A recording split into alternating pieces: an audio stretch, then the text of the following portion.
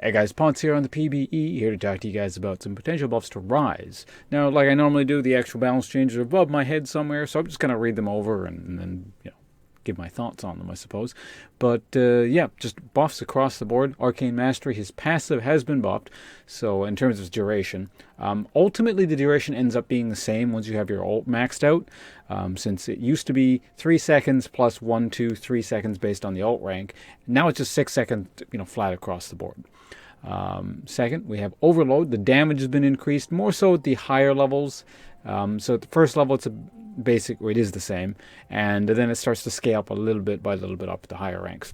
Last, we have Desperate Power. The R, his ult, duration has been increased in the sense that it doesn't scale anymore based on the rank. It just starts off at 6. So ultimately, Ryze ends up being more or less kind of the same thing in terms of his ult and the passive, and the Overload is the thing that is now better. But for the early game, his passive and his ult are now better.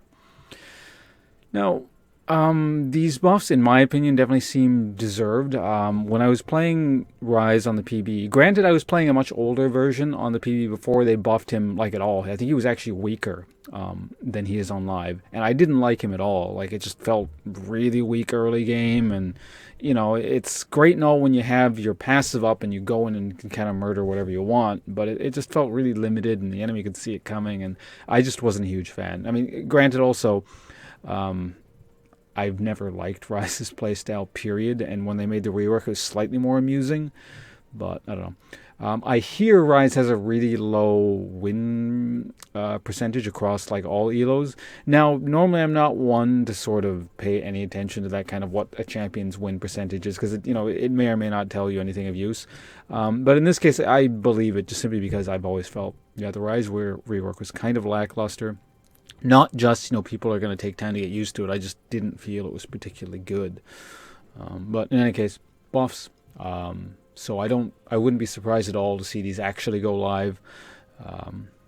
I mean, especially the passive. The passive just felt pitiful early on. It's like 3 seconds to go in and actually, basically you have 3 seconds every, I don't know, I'm going to make some figure up, but 3 seconds every 30 seconds or whatever it is when you finally get the passive up is your window of opportunity to do something. And that was just, I don't know, it felt bad and useless and just kind of a long waiting game for a mediocre payoff. We'll see if the 6 seconds actually does anything.